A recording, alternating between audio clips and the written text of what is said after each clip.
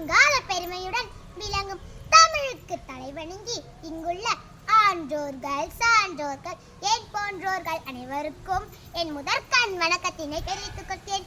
என் பெயர் ஐசரோஷினி. நான் ஊராட்சி ஒன்றிய தொடக்கப்பள்ளி கடுவஞ்சேரியில் 5ஆம் வகுப்பு படிக்கிறேன்.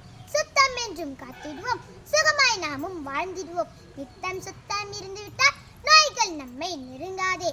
தூய்மை இங்கே இருந்துவிட்டால் துன்பம் நம்மை அணுகாதே. சுற்றுப்புறம் தூய்மையுடன் இருக்க நாமே உதவிடுவோம். இயற்கை இனிமையானது, இன்பமானது. தூய்மையான சுற்றுப்புற மனித வாழ்வை பாதுகாக்கும் வசந்த மேடை.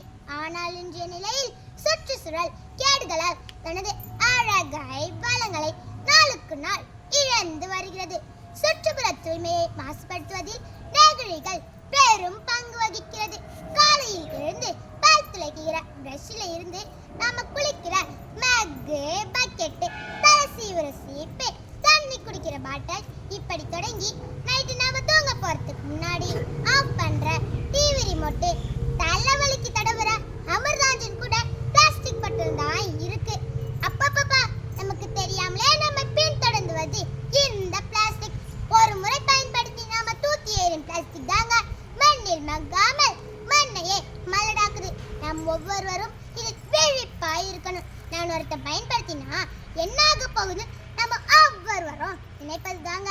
நெகிழிப்பைகள் நம் சுற்றுச்சூழலை பாதிக்குது. இனிமே நாம கடைக்கு செல்லும் போது துணிப்பைகளை மறக்காம எடுத்துட்டு போகணும். பிளாஸ்டிக் பயன்பாட்டை குறைப்போம். நீங்க திருப்பதி மலை பார்த்திருப்பீங்க, பழனி மலை பார்த்திருப்பீங்க, ஏன் கொடைக்கானல் மலை கூட பார்த்திருப்பீங்க. ஆனா இப்பெல்லாம் ஊருக்கு ஊரு, தெருவுக்கு தெரு குப்பை தாங்க மழை போல குவிஞ்சு கிடக்கு. இதற்கு காரணம் வீட்டு குப்பைகளை முறையா அகற்றாம வீதிகளை தூக்கி போடுவதாங்க.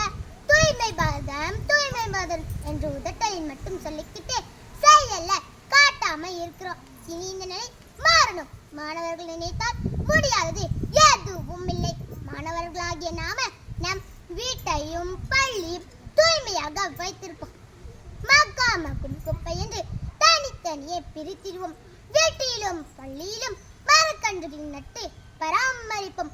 குப்பைகளற்ற பசுமையான பாரதத்தை உருவாக்குவோம். நலமாய் வாழ்ந்திட நாம் நினைத்தால் நெகிழிப்பைகளை தவிர்த்திடுவோம். குப்பை குளத்தை வீதியிலே குவித்து வைப்பதை விலக்கிடுவோம். சாலை ஓர சுவர்களிலே சிறுநீர் கழிப்பதை அழுத்திடுவோம். குப்பை குளத்தை வீதியிலே குவித்து வைப்பதை விலக்கிடுவோம்.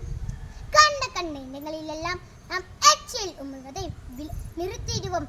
வீதி எங்கும் தூய்மை என்ற விதியினை ஏற்று வாழ்ந்திடுவோம். புதுமையான பூமியினை சேவை செய்து காட்டிடுவோம். வீட்டுக்கு ஒரு மரம் வளர்த்து நம் நாட்டை பசுமை செய்திடுவோம். வீதியில் கிடக்கும் குப்பைகளை விரைவாய் அகற்ற பழகிடுவோம். தனி ஒருவன் நின்று செயல்பட்டால் இந்த தரை தூய்மை ஆகிடுமா? ஒன்றிணைந்து புறப்பட்டால் நாம் ஜெயிப்பதுதான் நின்றிடுமா? அண்ணல் காந்தி கண்டித்த தூய்மை கனவு நிஜமாகும். அழகு பெற்ற நம் நாடு உலகில் வெற்றி நடைபோடும். நன்றி, வணக்கம்.